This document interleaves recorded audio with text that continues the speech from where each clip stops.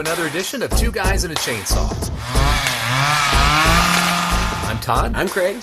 And today we are mourning the death of Angus Scrimm, a horror icon who died at the tender age of 89. Yeah, it's sad. I read about his passing earlier on this week, and of course I immediately texted Todd because he would have been the only one of my friends who would have really known who I was talking about or cared. There's so few people who can appreciate this. Right. I just said, oh no, Angus Scrimm died, and he knew exactly what I was talking about, as I knew he would, and we decided that we would do a little tribute, a little homage, and watch Phantasm this week. That is correct. You know, Angus Scrimm came from not far from us in Kansas City, Kansas. We're in Missouri, but not far from Kansas City. His birth name was Lawrence Rory Guy. Very interesting. I did not know that at all. Which is almost an odd enough, name. He went by Rory Guy, I think, most of the time. Uh-huh. And then he took the name Angus Scrimm as sort of a stage name. Do you have any idea where that came from? No, I don't. That's a good question. But, if he's from Kansas, the word Angus, True, true. It just sounds like a creepy name, though, and he looks like an Angus. He does. He's known for being really tall. He's actually 6'4", which is pretty tall. Only about an inch taller than me. Not as tall as he looks in the movies, but of course they built that up for the Right. I mean, he's done other work, but this is kind of what he's iconic for, and his character is just known as the tall man, and he's just kind of this scary, imposing figure. Like you said, he was 6'3", 6'4". 6'4", yeah. But in the film, they put him in 3-inch platform shoes. They put him in ill-fitting suits that were too small for him to make him appear larger than life. And in at least one scene where he's standing next to another character, I know they had him standing on an apple crate to make him look more imposing. So there's a little bit of movie magic going on there, but he was a tall guy, and he definitely had a very unique and spooky look about him. Yeah, and it's interesting because it borders the line between really genuinely creepy and kind of mugging. Yeah, a little bit. It's if he had been playing a more serious character, let's put it that way. He's iconic as this character, the way that he played him as a sort of mugging, what really turns out to be, spoiler alert, an alien. Yeah. So you can get away with a lot when you're an alien in a movie, Right, and sure. Your facial expressions can be a little over the top, and he's kind of known for that. I know that there's a friend of mine and I who, we watched Phantasm a long time ago when we were in high school, and it's kind of one of our inside jokes to every now and then turn to each other and go, boy. Yep. So I was waiting for that. I haven't seen this movie in a long time. Me either. Like 15 years. This is, and I've only seen it that one time. This is one of those movies, though, that I remember from a kid. Now, I've talked about this probably a bunch of times on the podcast already, but there's just something about when we were kids going to the video store that kids today will never know. Oh, it's so sad. And, and when I was a kid, I just remember my favorite, of course, place to walk around was the horror section. And just the video covers were always so eye-catching, and this one is just implanted concrete in my mind. I remember it vividly with Angus Scrimm on the cover, and the silver spheres that are also iconic, and that kind of white and deep saturated red. Yeah, it's just sort of a white and red look, and it was artistically done. And I kids today can scroll through Netflix and see some artwork for the films, but it's just not the same. It seems like a lot of care used to go into that, and I imagine that was probably because they were trying to grab your eye, so you pick it up off the shelf and take it home. I don't know. This came out in 79, which was the year I was born. So I guess maybe I was just too young to see it at the time. My folks were pretty liberal in letting me watch what I want to watch, but as eye-catching as that was, I didn't see it until I was in college. Oh, and I moved to a different city to do my internship right out of college. And I didn't have cable. I was living alone. It was the first time I'd ever lived alone. So my mom bought me a $150 gift card to Movie Gallery. And every night I would go to Movie Gallery and pick out a movie, usually a horror film. Uh-huh. And it was then that I first saw this movie, and I watched them all. Like, just, oh, did you? Yeah, all four of them right in a row. And I really liked them. I loved them. So I was it's a sad occasion to return to it now, but I was excited to watch again. That's funny, when I was born in 78, so only a year older than you. And my friends and I in high school would do stupid movie night, where we would get together and we would usually go to the horror section because we were all kind of into that. But it's funny that you mention it. The horror section in the video store was by far the most interesting. Oh, yeah. part. And I think you hit the nail on the head. Those covers really sold the movie, and they had to sell the movie because some of the stuff in there was just total and utter garbage, but you'd be so entranced by the covers. Absolutely. And Phantasm being one of those that we knew was an iconic horror film, we saw it. We saw the second one. I haven't seen anything since the second one, but I know that my friend that I referred to earlier, Dakota, my buddy, and I, we definitely saw Phantasm 1 and 2 together. And it was really hard for me to be objective watching this film just because I have so many good memories wrapped up in it. You know, it's one of those movies that when I first saw it, I'd really never seen anything like it. Yeah. It's not like other movies. It doesn't make sense. No. But it also, it's fine that it doesn't make sense. It's got this dreamlike, surreal quality that shouldn't work, but it does. Yeah, oh gosh, that's so funny. You kind of took the words right out of my mouth. There are so many things about this movie that shouldn't work. And for some reason, they do. I mean, it's an entertaining film throughout. You know, the acting is a little subpar, maybe. Oh, yeah, just say you're being too kind. Well, and that's the thing. Like, it was hard for me to be objective, too, because I have such fond memories of it, and I just kind of wouldn't let myself be too critical in watching it. You know, there's some... The cinematography, you know, it shows its age. I mean, it's definitely entrenched in the 70s. It's a little grainy, a little dark in places. Which is good, actually. I like the darkness, but yeah. It's... all of those things, and I'm sure we'll hit on more of them. I just didn't care. Like, I was just, I was in it for the ride, and it's a good ride. And like you said, I think that what I appreciate most about this movie and the whole franchise is that it's completely unique and original. There's no other movie like it. It's not really borrowing or stealing from anything, and nothing has really... I'm sure people have been influenced, but you've never seen kind of a copycat movie. It's bizarre, it's unique, and for that, I think it deserves some credit. Yeah, a lot of creativity, born probably out of the production process. I was doing some reading up on this. Don Coscarelli, the director, who's since gone on to do the other Phantasm movies, as well as a few other films that some of them have been pretty critically acclaimed, but he's never really broken through as a mainstream director. He had done a couple movies before this. None of them really did very well. In fact, the one before this, I think, was called Jim, the World's Greatest. I have no idea what it's about. I don't either. Must have been a comedy or a drama, and Angus Scrimm was actually in that. That was his first time working with him. Yeah, several of the actors had worked with him previously. The principal actors, in fact, I think most of the principal actors had. They were all friends, people he knew. And he just was decided, you know, horror movies seem to sell.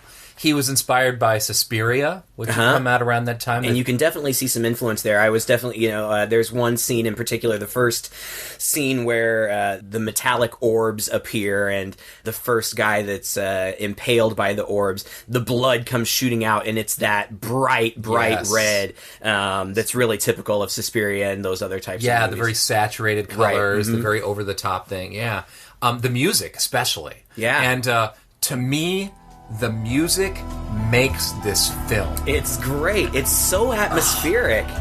It almost does as much for the storytelling as the acting or the dialogue. Oh, honestly, I was just thinking about that about halfway through the movie. I was like, if you were to strip the movie out of the music out of this scene, for example, it wouldn't have the same effect.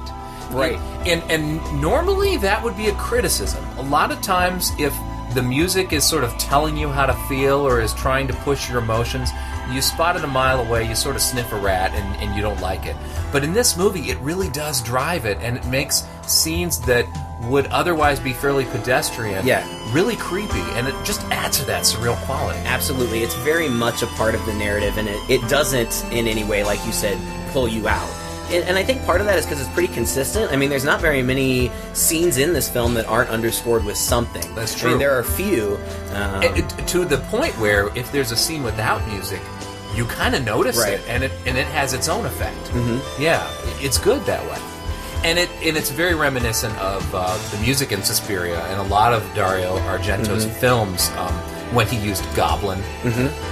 There's a movie that he did, I think it's called Phenomenon, and that it's very reminiscent of this score, and supposedly Coscarelli himself admitted that the score that Goblin did for Suspiria heavily influenced what he did for this film. Interesting. Now, I don't think he composed the music for this film, but he pretty much did everything else. Yeah. Wrote, directed, produced.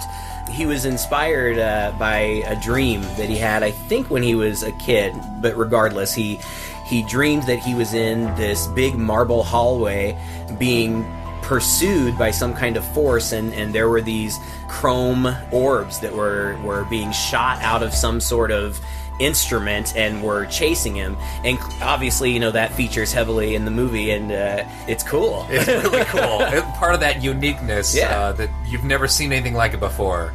Right, but for me, it's so iconic. You know, I see that. You see that orb anywhere, anything that's even reminiscent, and it immediately takes you here. It's not generic at all. Oh, no.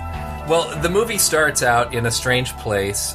There's this sort of, it almost feels like, to me, crammed in sex scene. Yeah. You know, it's like one of those where the distributor said, you got to have some boobs in here. Yeah, right. And so you slap something together last minute, throw it together, although it turns out to be pretty central to the plot, where there's a guy, his name is Tommy, and we don't know that at the time, but he's basically having sex with this woman in the cemetery, and she stabs him. Right. And you see this quick flash where it's showing a close-up of the woman's face, but then it's like a man's face, and then it's a woman's face again, and then it goes immediately, as a lot of these scenes do, just immediately goes to something different. Right.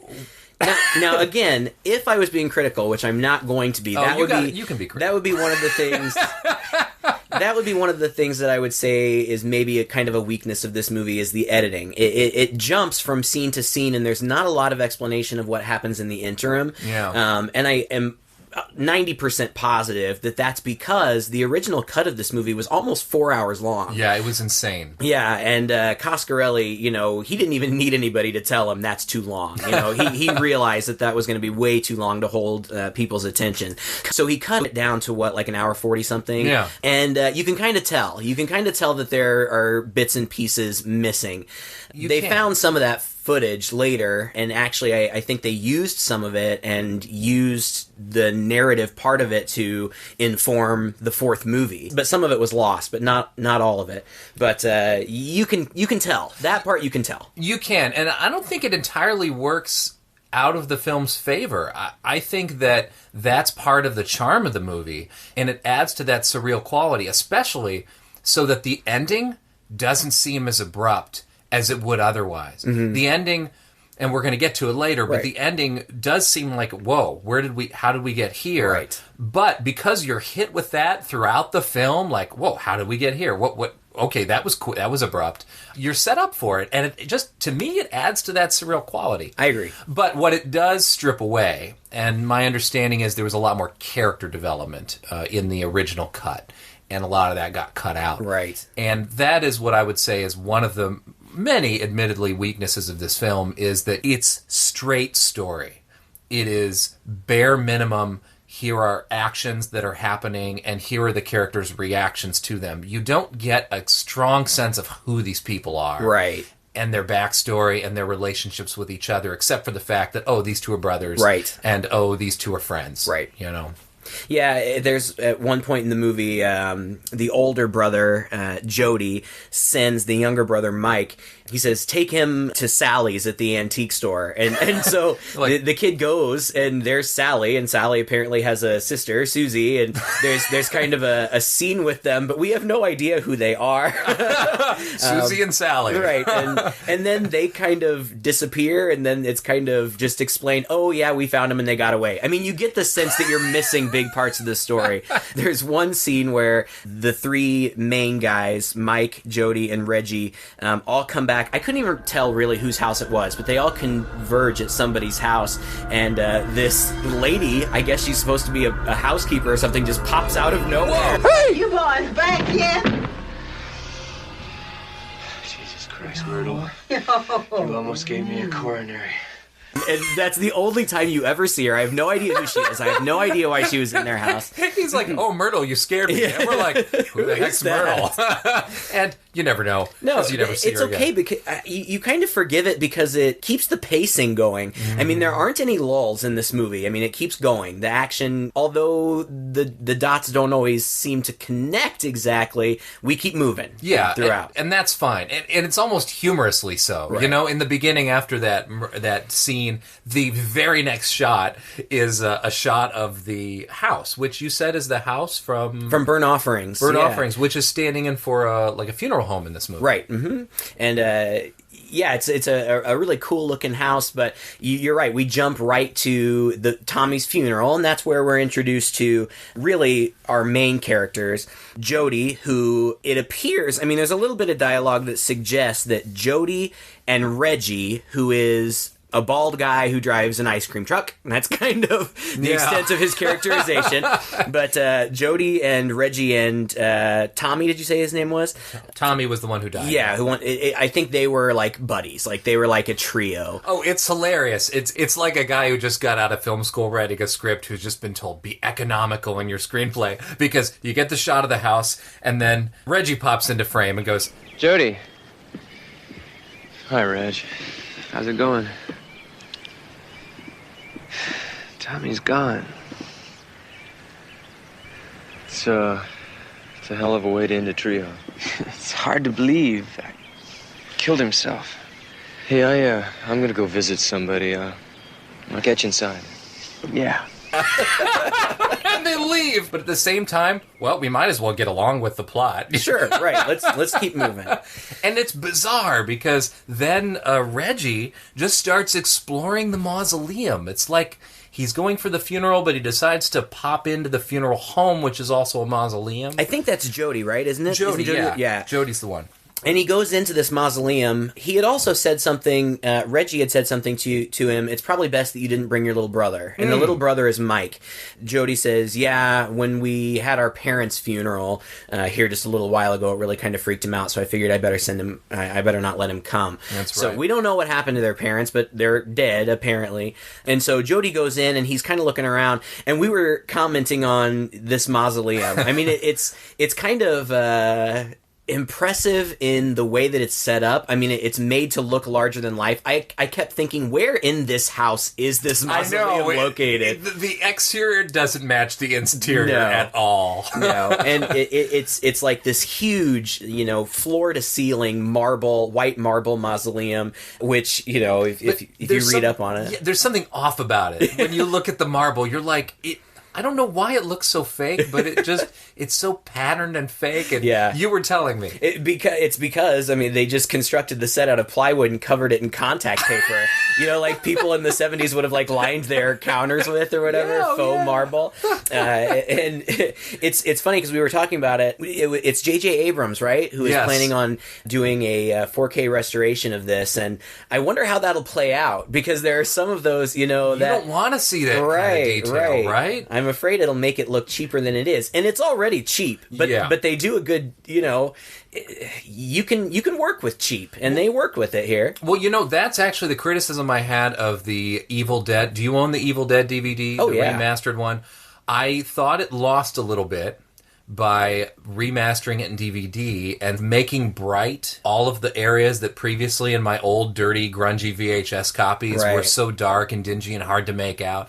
I felt like it cleaned up a movie that didn't really benefit from being cleaned up. Right. And I would worry that a 4K restoration of this film would do the same thing. I don't know. We'll see. Yeah. I'll see. I'll want to watch it. I will, yeah.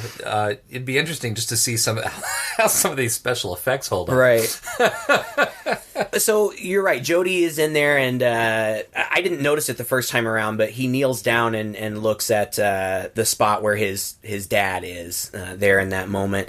And then he stands up, and I think somebody puts a hand on his shoulder, and he turns around, and it's Angus Scrimm, the tall man, looking, sinister, very sinister, and he only has probably like 3 or 4 lines in the whole movie. It's very true. And he says something like, "The funeral is about to begin, sir.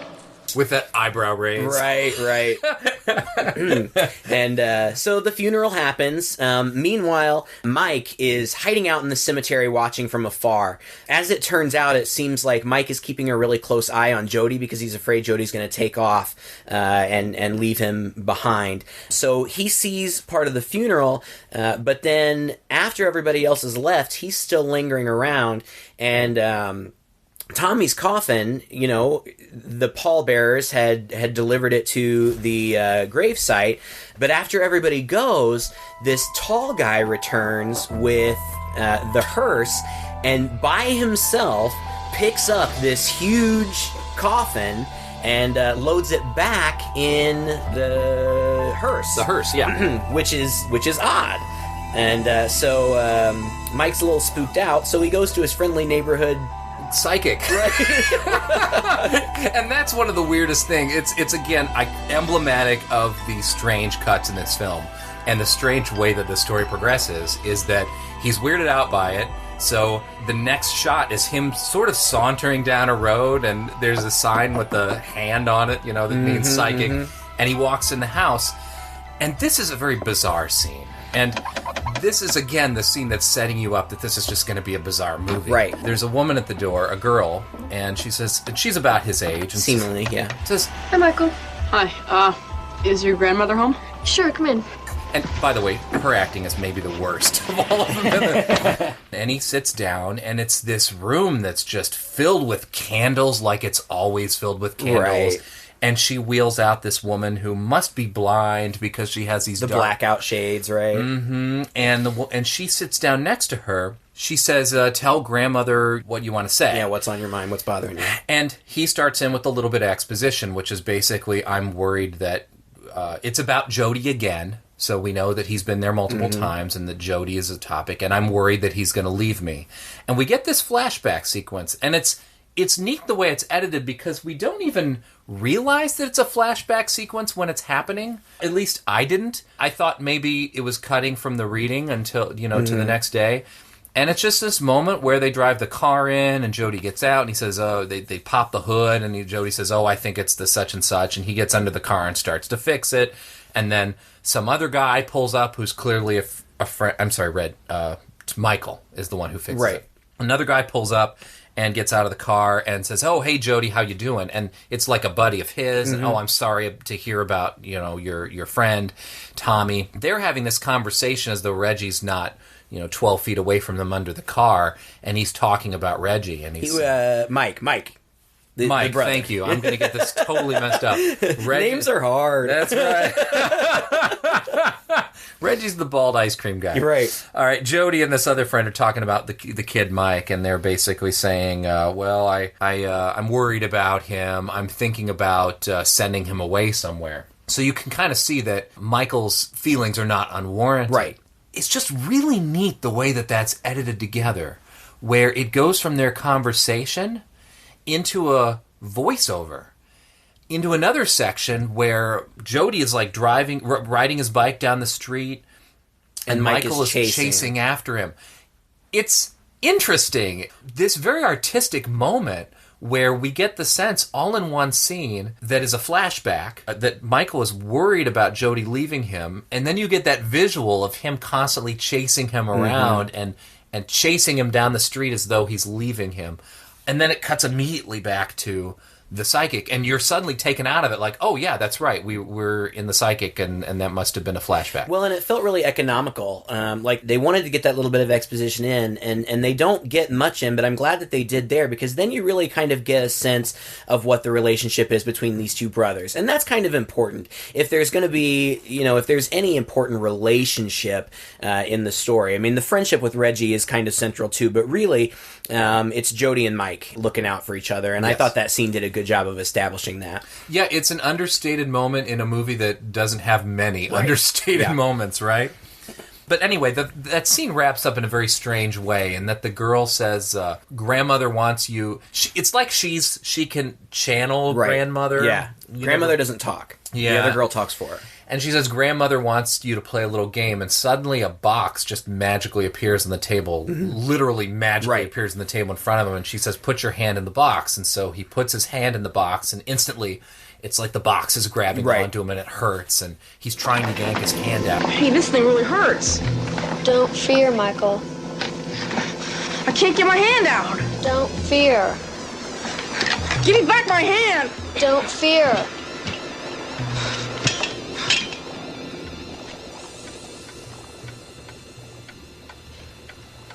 It was simply reflection. Fear is the killer. That's what grandmother wants you to learn. The idea being, I guess, he loses his fear, and so he's able to pull his hand out of the box, and that's the lesson that he learns. Which comes back around in the end. I mean, it's not really all that important or significant, but it does come back around in the end, and it kind of helps him to escape in the end. But it's kind of an odd scene, and that's one of the things about this movie is you never really know what to expect. There are so many different elements of it. Yeah. A gypsy woman who can make things magically appear and disappear. You know, what's that all about? It's odd because it seems to be setting up that they live in this sort of magical world, but they don't. Right. But he doesn't seem to be terribly surprised at all of this happening. It's like maybe, well, it's a little unusual, but not unlike many of my other previous sessions or something. I guess. Well, so the young girl tells Mike, you don't have to worry about the Jody thing. We told you that before. The Jody thing's going to be fine. If he leaves, he'll take you with him.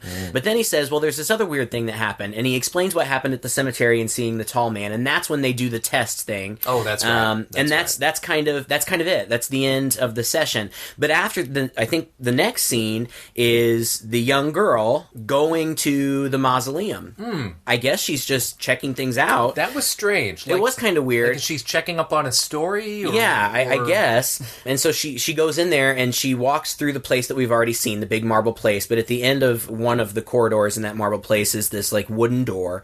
And she opens it and this blaring white light shines out on her. And then it cuts to the outside of the house and you hear a scream. And so you know that there's something sinister. Not that we didn't already, but obviously there's something sinister going on there. But we really have no idea what it is. And that's another one of those things that just kind of goes unexplained. You know, we don't know what happened to that girl. At the end, when, like I said before, Reggie, at some point, towards the end, they find themselves back in there, and he says, oh, I found a bunch of girls. They were fine, but they were scared, so I just let them go. Like, I felt like... one of them, that's kind of what I felt like was being suggested. I don't know. There are lots of loose ends, and normally loose ends really bother me, but I refuse to allow them to bother me here because the storytelling is so fun. Yeah, you almost just have to dismiss that as and wonder if it was a dream sequence at times, and who knows, it could very well, you could explain it that way. It's interesting, but it does set up that door, and that's one thing this movie does at least do a very good job at, and that is they are setting up everything. Very little of this film comes at you that has not been forecast previously, right? Right. Because I believe the next scene after this is just Jody hanging out on you're right. on their porch, right? And he's playing an electric guitar. And this is when when we see what Reggie does. When Reggie drives a ice cream truck, basically. He pulls up and he sits down and he starts to sit down and jam with Jody on their front porch, and they actually are both playing. Yeah. I mean, it's really quite impressive. Yeah, they sing a little tune. One of them wrote that. I don't know which one, but one of them wrote that little ditty. I guess that's what you do when you're writing around the people that you know, right?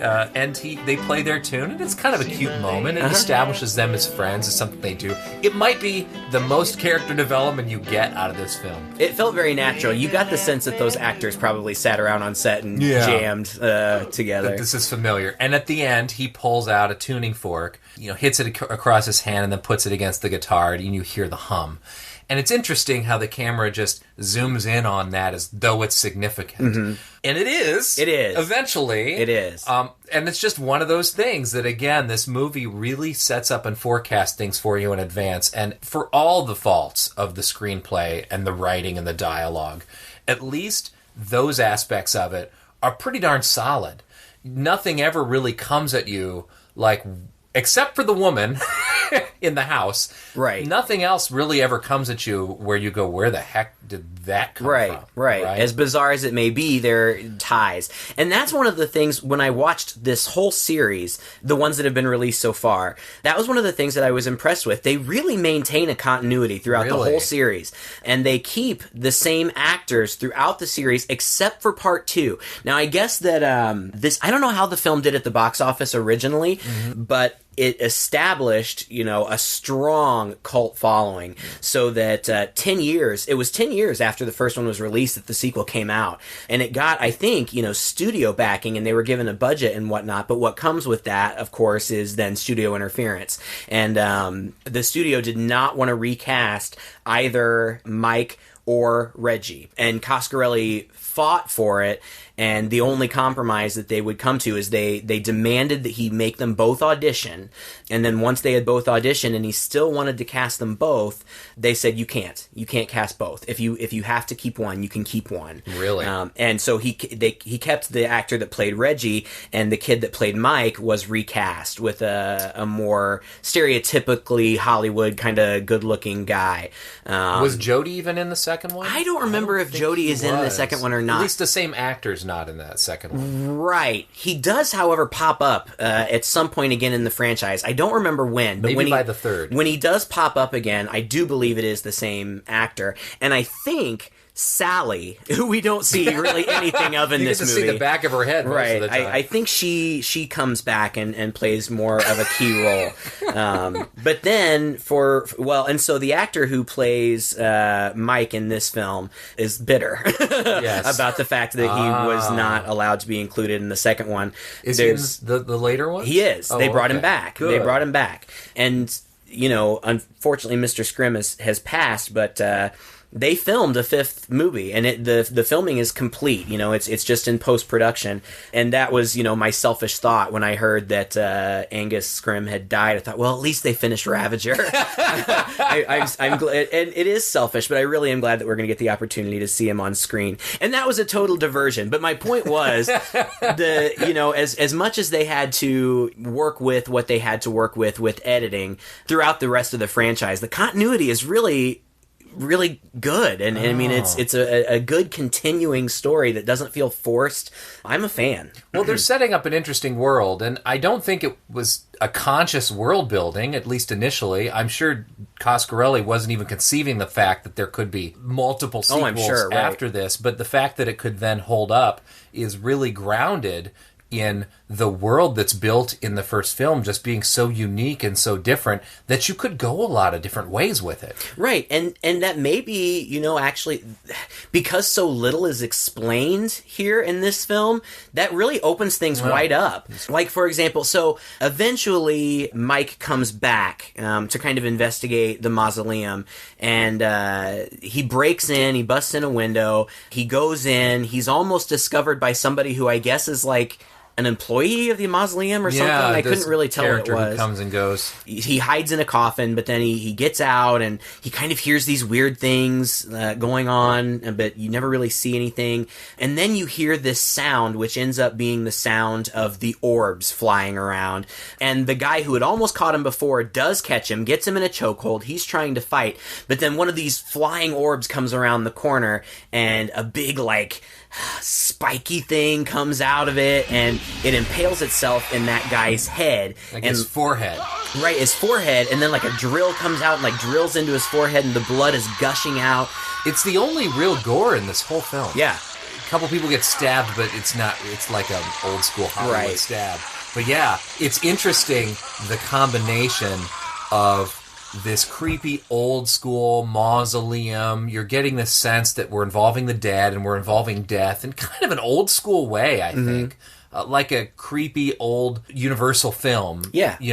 But here is this modern, very polished sphere coming through, drilling into his head, and then very clinically squirting the blood out of the back in just a very steady stream, as though we're performing some sort of surgical procedure. It's creepy. It is creepy. And Mike falls to the floor, and the guy who died falls to the floor too and wets himself. And it's funny. Like post-mortem wetting himself. Right. It's fun. The film was originally rated X, and that was one of the reasons, because the guy wet himself after he got killed. Really? Yeah. I have no idea. It was a different time, Craig. Yeah. Oh, I know. I'm sitting watching this thinking, really? My gosh, think how far we've come with what they can get away with showing. I mean, this is tame. I feel like today this would be rated PG, PG-13. Of course. I don't see where you get an X out of this. I have no idea. There's not even thematically does it require an X. And I think it was Coscarelli just called in a favor. He knew somebody on the ratings board and said, can you help me out? And they were like, sure. And so he didn't have to end up cutting anything. They just bopped it back down to the R. Well, it was kind of unnecessary for him to wet himself. I mean, but you've already shot the footage. It's not like he could reshoot it, I'm sure. Right. But anyway, so then Mike gets up, and this was, I don't know if it was intentionally funny or not, but Mike gets up and he kind of starts walking away, and here comes the tall man around the corner, and Mike just, what does he say? He's like, oh shit. It is the most honest piece of dialogue in this whole film. You've seen horror movies when people react in certain ways. This is the way you would really react. Totally. And they kind of start walking towards one another, and then Mike hightails it out of there. But before he gets out, and we've seen a glimpse of these things before. They're like these little, oh gosh, what would you call them? Dwarves, I guess? Yeah, they look like Ewoks, or what are they, the Jawas? Yeah. Star Wars? I don't remember what they were called, but those little short robed guys in Star Wars that were also parodied in... Yeah, I think they're the Jawa, the ones who are scavenging at the very beginning, who take the droids in. Right, the ones who in Spaceballs, the... You know that? That's right. So it looks like those, and he gets attacked by a couple of those. And from then on, it's really just a matter of kind of doing some more investigating, getting chased a little bit. In his fleeing from the tall man, he slams a door behind him, and the tall man's fingers get smashed in the door. And he's got Mike has a big buck knife on him, and he slices the fingers off, and I guess he grabs one. Eventually he escapes, he goes home. Right, but the fingers gush like a yellowish liquid. You're expecting blood, you're seeing yellow, and that's one of the first moments where you're just... I mean, the movie's already weird, but that just totally throws it off. Right, and I mean, it obviously establishes this guy is not human, it's something else. Now, Mike has the evidence. He goes home, and he's talking to Jody. I love this scene. And he's like, look, I'll show you, I've got it right here, and he's got this box, and he opens it up. And sure enough, there's the finger in there wriggling around, and Jody looks at it for a second and goes, okay, I believe you. It's what you'd like to happen in every other movie. Right. When usually the evidence disappears. Right. Here's the actual wriggling figure in the box. Like this. And really from there... You know, it's kind of just some back and forth. Jody goes and investigates. He gets attacked by the little dwarf people. He comes back home. Somehow... Well, no. He escapes out of the house, but the tall man follows him in the hearse.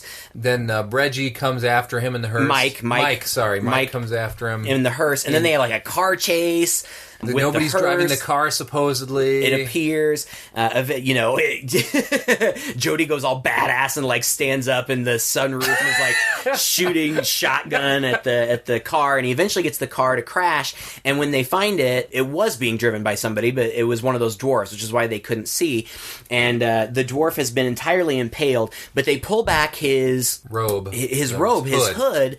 And his face is the face of Tommy, their friend who had died. And so we kind of realize here, and it's kind of explained a little bit further, that the tall man, whoever he is and for whatever purpose, is harvesting dead people to do his bidding. And then apparently somehow he shrinks them down. Kind of crushes them more than shrinks them, because their head's the same size, but they're sort of midgetized. Right, and like they pull, Reggie just shows up, and they pull... in his ice cream truck.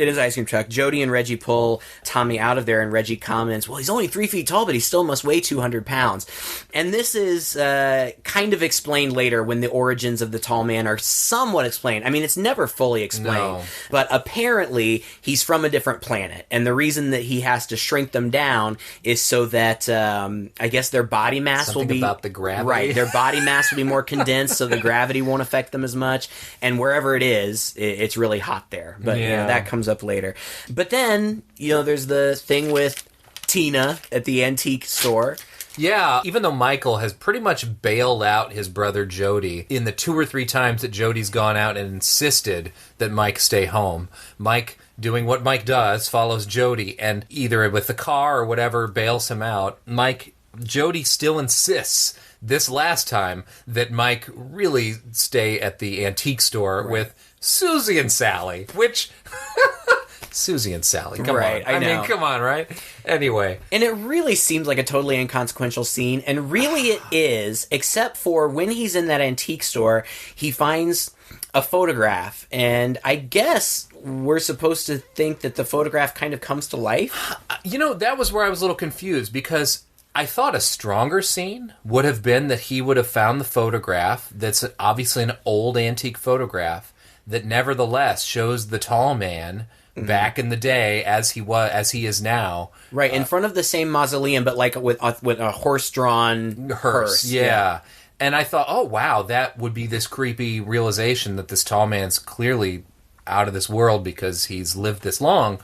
But then the picture kind of comes to life in front of him. The tall man, it zooms in on the tall man. The tall man looks at him for a moment and then turns back.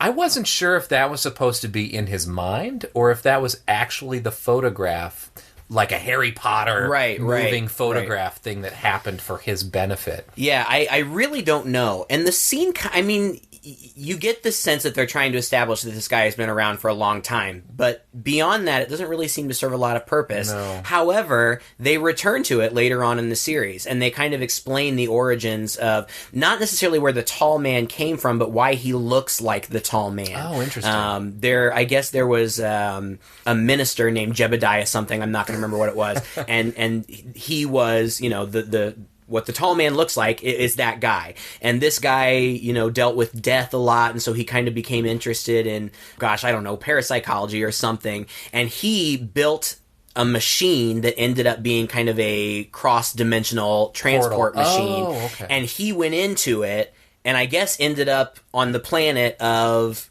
whatever the tall man is, presumably was killed by the tall man, and the tall man took his form. Oh, okay, that makes sense. So you get that history. I think that's in part 3. I don't remember. It's been so long since I've seen them, but again, it's just one of those little things, and I'm sure they didn't have any of that planned, but there was that moment that they could draw from later down the line, and they utilized it, and I think that's really cool. That's good. Well, yeah, it's definitely a weird moment. Susie and Sally, he says, I gotta get home, and so they drive him home, and they run across Reggie's ice cream truck, which is on its side in the middle of the road. And he says, you girls wait here, I'm going to go and inspect this. And he goes and he sees that indeed Reggie is gone, body is gone from the truck, but there are still these noises happening. He runs to the car and says, we've got to get out of here now. And these dwarf creatures attack them. Right. End up dragging the girls out of the car. No, the girls stay in the car. No, you're right. They end up taking off. Right. And Reggie ends up getting knocked out the back window, right? By the end of this podcast, you're going to know that kid's name is Mike. Thank you. I don't know why I want to keep calling... Is the actor's name Reggie? I don't think so. I don't know. Reggie name is Mike. The Reggie is the bald. Mike is the kid. Right. Mike... All right. Mike is with the girls. Mike was with the... Anyway, Mike gets thrown out the back window of this car and into the street. It's an interesting moment where he's laying in the street and unconscious, and then you see a shot of Jody, almost like he has the spidey sense. Yeah, like it's some kind of psychic connection or something. It's weird. And then there's a shot of Mike again, and then there's a shot of Jody, and then each shot is closer and closer on their faces. It's weird. And then and then Mike wakes up and runs home. It's convenient that he could just run home. Right. Supposedly he was besieged by these guys who must be way more interested in the girls and have dispersed into the woods. But he comes home, and there they are. And again... It's basically time for the final showdown, but as every other Always. time in the movie, Jody says, "You're not coming. You have to stay here." And he picks him up. Takes him up to his room, locks him in his room, like jams a screwdriver in the door so he can't get out. And then it's funny. Mike devises a way to get out, and I feel like you referenced this in I some have other referenced this in a previous podcast because let me tell you, this scene. Maybe I'm embarrassed to say it after watching it now, but this scene, up until this moment, just impressed the heck out of me, and maybe it still does to a certain extent because you'll often have these MacGyver moments in a movie where a character grabs all these detritus that's around the room and quickly assembles something, but it's usually played like they've done this before, or Right. they know what they're doing, or a quick glance around the room and they know immediately what to do. Right. What I like about this scene is it plays to me as fairly realistic. It takes its time. The kid tries the door, he can't get out the door, he's really ticked off. He sits down at his desk in frustration. He sobs a bit. He sort of stops sobbing and is just sort of staring at the wall, trying to decide what to do. And to my mind, you can really see him clearly putting the pieces in place.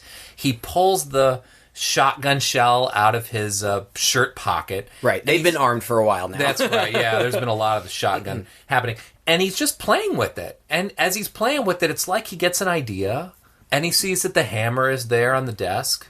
And the hammer can be on the desk because Sure. we know he's mechanically minded. Right. And that's actually, again, another case of where Coscarelli at least did a really good job in the script of forecasting that this guy is mechanically True. minded. You know, he works on cars and things, even though he's only 13. Right. And he pulls a pin off the wall, and he jams it, and he has trouble, jamming it into the shotgun shell, but he gets it, and he ends up taping it around. I just liked that scene. I liked watching the genesis of an idea and somebody slowly try to put it together in a kind of clumsy way like you and I might do at home. Right. Except in this case, it works. He slams the hammer with the shotgun shell attached to the end to the door, blasts a hole in it so he can reach through and open the door. Right. Right. I don't know, man. I just like that scene. Yeah, it's kind of a cool scene. I mean, it's he's innovative. It seems incredibly dangerous. I don't know how he came out of that without some buckshot in his groin or something. But it works, and he gets out, and then he heads. Oh no! Jody is headed to the mausoleum, but when Mike opens his front door, there stands the tall man. Like he was there all along waiting for him, and Right. that's a good unexpected moment. Right. And the tall man grabs him, lifts him up in the air, throws him in the back of the hearse. Oh, and when he does that, there's another great moment, which again you don't see in a lot of movies. Is the tall man's lifting him up by his like the scruff of his jacket, and Jody's kicking, and he's kicking for a while until the tall man lifts him about 3 or 4 feet higher. When Jody, you can just see the look on his face, like, this is pointless. Right. Like, I might as well not kick because this guy, is lifting me in the air. Another great moment that is so understated that may have been a happy accident, but I absolutely love it. Right. The tall man throws him in the back of the hearse, and they head off, presumably towards the mausoleum, but Mike's packing heat, so he pulls out his pistol. Did I call him Jody? I'm sorry. I don't know. I must have called him Jody about 50 They're times. used to it by now, Sorry. Todd. He doesn't know what he's talking about, folks. So anyway, he's got this. It's like a Glock or something. It's like this huge gun. He shoots out the back window, and then he kind of shoots down into the wheel well, and the tire explodes. He jumps out the back, and the car crashes and is just immediately it explodes, like engulfed in flames. So it would be reasonable to think that the tall man is dead, but of course this is a horror movie and he's an alien, so he's not. But they believe he's dead. Right. But then everybody somehow kind of magically convenes at the mausoleum. Like Mike goes there and finds Jody there, and then Reggie just pops up. Well, that's the door. Hey, man, I don't know. Hey! Hi, guys. Reg, he ain't dead. No, and I ain't 3'2" yet either. Like, Here hey I guys, here I am. And they're like, oh, nice to see you. And they go to open the door together. door. The mysterious door. And inside the door, and again, the first time I saw this movie blew me away because you were absolutely not expecting a pure white room with these 2 metal tongs sticking out of the ground, this vibrating sound happening. Yeah, and the sound effect was really cool there. It really was. And then just stacks of industrial-looking Barrels, pods. Yeah, with like must be a little window on the front. Looks like it. Little dark windows on the front. That, in a movie that's always been kind of throwing strange things at you, at least you have the sense that you're dealing more with the supernatural. Mm-hmm. And then at this moment, okay, it's sci-fi now. Right. It is very sci-fi. Mm-hmm. And like Todd said, there are these two big metal posts. They stand, I would guess, maybe 3.5 feet high, something like that. High, yeah, they're sticking up out of the ground, and Mike just happens to be standing by them, and as he turns, his hand just kind of brushes through and disappears. In between them. And so he pulls it back out, and everything's fine. Puts it back in, pulls it back out, everything's fine. He has kind of a mental flashback, to Don't Fear, that whole box thing from earlier. He does that, his hand a couple times, and then it seems like he kind of stumbles and falls through. And maybe gets sucked in a little bit. Maybe it's hard a little bit. Tell. And then this is such a bizarre scene. You go to, he kind of like... It seems like he's kind of falling through some red atmosphere, and then he can see below him, I guess, what is supposed to be the tall man's home planet. It's like this big desert. The sky is really saturated in red, and those pods have like crashed down there, and the little dwarf guys are coming out of them and like marching off into the horizon. And luckily for Mike, his brother Jody had seen him fall, had grabbed his waistband, and pulls him back in. And Mike's power of deduction is supreme. Tells him, oh, Slaves. They're using them for slaves. The dwarves. And they gotta crush them because of the gravity and the heat. And this is the door to their planet. Yeah. And I know this from the 2 seconds that I was in there. But even though we only get a glance of that home planet, it's really kind of cool looking. It's very different visually than anything else that we've seen so far. Honestly, it's impressive with the budget that they worked with, that they were able to get some visuals like that in this film. Right. Quite honestly. And then what happens? And then they the lights go out. Yeah, that's odd. For an unexplained reason. Mm-hmm. And it's kind of a cop-out, really, I think. Mike lights his Bic, and there's one of those dwarf creatures in front of him, again in the hood. Yeah, and Jody has disappeared. Jody reappears outside. I mean, I'm not talking like he evaporates and then materializes. He's there again. He's just outside. We don't know how he got there. And they're running away. Jody's encountering that girl who, we remember from the beginning. The lady in lavender who killed the first guy in the first scene. Yeah, and we've neglected to mention in an earlier scene in the film, kind of gets seduced by him and almost pulls him in as well. And in the meantime, Reggie is inside the room, and he gets the same sort of flashback to his tuning fork, and gets the idea of putting both hands on those vibrating posts. Right, to stop the vibrations. And when he stops that vibration, that's sort of, I guess, interrupting the key or the flow or the whatever. Yeah, it's like turning off the machine or something. I don't know. It causes mass chaos. What basically happens is all of these big barrels start getting sucked in. Right. He starts getting sucked in. The portal becomes a vacuum. The wind kicks up outside, and the tall man, at least momentarily anyway, who was disguised as the lady. Right, yeah. You think that... Right. Well, and then, so he turns it off and it turns into a vacuum. He gets out, but as soon as he gets out, he's confronted by that lady in purple. That's right. Who stabs him in the chest. And then you see they do that close-up thing of her face again. And it kind of flashes in and out between her and the tall man, and eventually it's just the tall man. Mm-hmm. So you get the sense that they are one and the same, that he's able to take on different forms if he wants to. He stands over the body of Reggie, and Reggie is deceased, clearly. Seemingly. The other two, Mike tries to go and save Reggie, but Jody's like, no, don't, he's dead, let's get out of here. And as they start to leave, even the house itself takes on starts to shimmer, starts to flicker a little bit. You almost think it's maybe getting sucked into the portal as well. It's almost like the end of Poltergeist in a way, the way it looks, although it never completes that action. And Mike and Jody go home. They go home. And the plan is they know of this mine shaft 1,000 feet deep. Oh, this is the weirdest thing. And totally out of character, Jody says, Mike, you stay here at home and get things ready. And find some ammo. Right, find some ammo, and I'm gonna go take all the warning signs down for this thing, and then we're gonna lead the tall man there. Well, Mike is not home by himself for more than 30 seconds before the tall man shows up, busts through a window, is chasing him around. Mike, it's a really lousy chase scene, by the way. It is. He busts through the window, and then the next shot is that Mike is quietly sneaking through a hallway, looking for him. Although then the tall man's reveal when the back door sort of blows open and he stands there. That's when he says, "Boy." And so Mike runs out and he's running down the road, presumably towards this mine shaft, which I guess is just like a block away from their house. That's really bad. And the tall man is chasing him in pursuit. And I don't remember if he actually says these or if it's just kind of a voiceover. And I thought that was really nice too. It was sort of an echo in his head, almost like he's psychically connecting with him, or it's just an artistic way of showing the passage of time. But yeah, the tall man says, "You play a good game, boy, but the game is over, and now you die."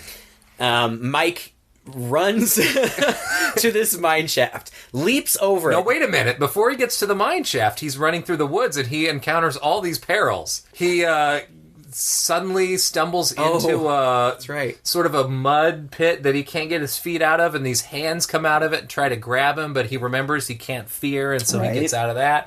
And then The lavender lady shows up. but he's got his knife, and he kind of waves it in front of him, and then he goes... There was one other thing, I don't remember what, but it was this weird, almost Nightmare on Elm Street ending kind of thing with Nancy trying to get up the stairs. Right, yes. I guess the idea might be that the tall man is materializing these pseudo non-existent dangers in front of him to slow him down. Yeah, I think so. And that's where his lesson, fear is the killer.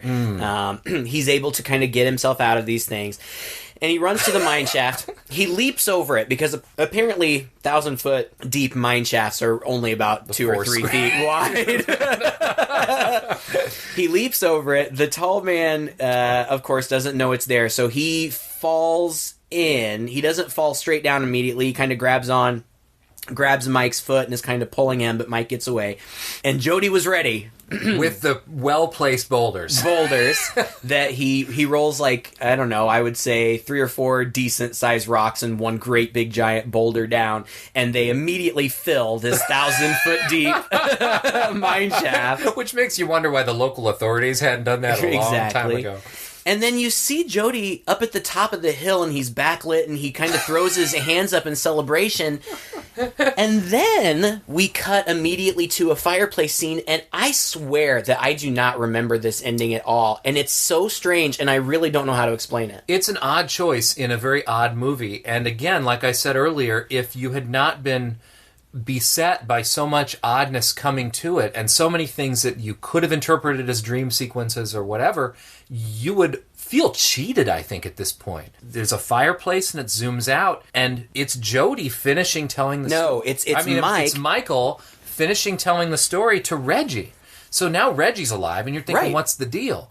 And it sort of turns out that Mike has been telling this whole story to Reggie about this very vivid dream that he had, and that Jody, that 2 weeks earlier they buried Jody from a car accident. Well, and it's confusing because it seems like Mike is telling it as though he believes it happened, and Reggie keeps saying no, it was just a dream. The tall man didn't take Jody; he died in a car accident, and I'm really sorry, but you're going to be okay. And I know that nobody will replace Jody for you, but I'm sure going to try. Right? He says, why don't you go upstairs and get some rest or whatever. So apparently we're meant to believe that this whole entire movie was a dream. Well, more than that, though, I think And I think in this way, it's a little bit of a genius ending, even though I'm not sure it's executed well. It almost seems like not just a dream, but it's Mike's way of dealing with his brother's death. Mm-hmm.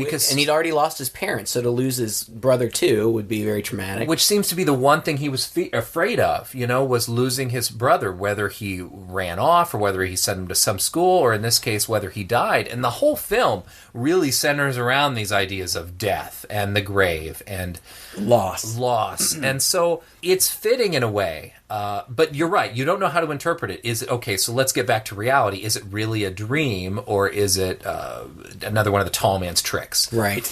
And so then Mike goes upstairs to his room and he closes his door, and as the door swings closed, of course there's a mirror on the other side of it, and in the mirror there stands the tall man. And does he boy again? I don't remember. But he reaches through the glass, grabs Mike, pulls him through the glass, and that's the end. Which is an interesting throwback to a number of other scenes where people are grabbed by hands. There's early on in the film, Mike himself has a dream where he's in bed, and suddenly the tall man appears above him, and people burst out of the ground and pull him down.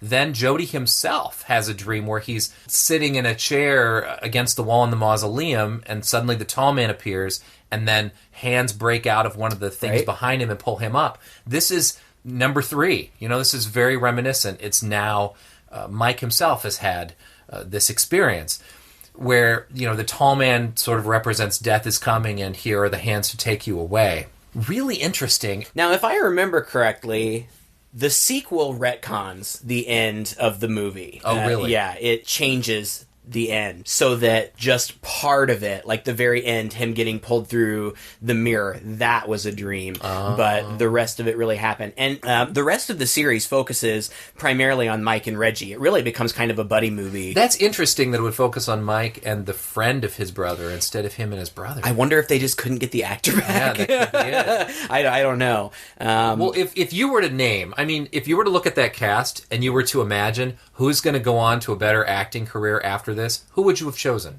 Angus Scrimm, I guess. All right, let me put him out of the picture. Okay. Of the three, who would you have chosen? I have no idea. See, I myself, even though I thought his ability was poor, I thought that Jody had the more movie star look. Yeah. He was the one who felt like a few more acting lessons and get him with the right director, right, and he'll go on to be a star, because he just has that look, and I don't think he's been in much at all since this. I don't think any of them really have, except for these movies, at least as far as I know. Reggie's been in a number of horror films since this. See, and maybe I recognize him from things, but he's so reminiscent of Clint Howard. He is. He looks, and plus Clint Howard played a killer ice cream man. Right. And looking about the same. But no, Reggie, the guy who played that, has been in a number of horror films. Mostly horror since then, but a fair amount of work. But he's the only one. He and Angus Scrimm are the only ones. Right. And I don't think Angus really left the horror genre. Not very much. I haven't really seen him in a lot except for this. There was, gosh, it's been a long time ago now, but there was, I think it was on HBO or Showtime, Masters of Horror. Do you remember that series? Yes. Where different directors would just kind of do an hour thing every week or so. He was in one of those called something like Incident on and Off Mountain Road or something like that. Okay. I remember him from that, but really, this is what I remember him from. And it's funny because he is so sinister in the movie, and he plays such a good bad guy, and just the image of him is so iconic. But when you read about him, when you read about what people say about him, the people who've worked with him, the people who knew him personally, apparently he was just one of the most gentle, kind, genuine people, super easy to work with, excellent with fans. He would do horror conventions and whatnot, and he was totally willing to meet and visit with his fans, pose with them as the character. He'd say boy for anybody who wanted to hear it. He just seemed like such a cool guy. And this edition, the DVD edition that we watched, has an introduction with him, and he's significantly older. I would guess this was probably 10 or 15 years ago. So he looks kind of more like an older grandpa kind of figure. And and he addresses, he's introducing it, talking to the camera, and he seems like you would want him to be your grandpa. Like, he just seems like this nice, gentle person, and from every account he was. And so I'm so glad that he has this legacy and that his memory will go on, and I think that it will for a really long time. Well, and what he had to say there was really funny too. He mentioned that Don Coscarelli had approached him to play an alien in this film. And that was all he was going to tell me about it for the moment. My mind raced with the dramatic possibilities. An eager immigrant from the old country, meeting the struggles, the heartbreaks, but the eventual triumphs in the land of opportunity, America. Would I play an Irishman, a Russian, a Chinese? I'd have to master the appropriate accent. Maybe I'd speak initially in another language. Yo hablo un poquito español. Je parle français un peu. Bon peu de passata, net noi crop. Of course, it becomes this film, which doesn't provide a lot of opportunity for him to do much more than stand there, be menacing, and say, boy. Right. But he makes the movie. He does. He makes the movie. The movie wouldn't really have... I doubt the movie would have been much of anything. If I don't think so either. I think without the iconic imagery of him and that VHS cover, I don't think that it would have stuck around. And, I don't know how people... I think, personally, that if you want to count yourself as a true horror fan, you need to see this movie. Oh, yeah. You can't get away without seeing it. I wonder how a younger generation would receive it, because the effects are dated. Yeah. The editing is a little bit clunky. We've already talked about the acting is a little bit subpar. It doesn't make a lot of sense.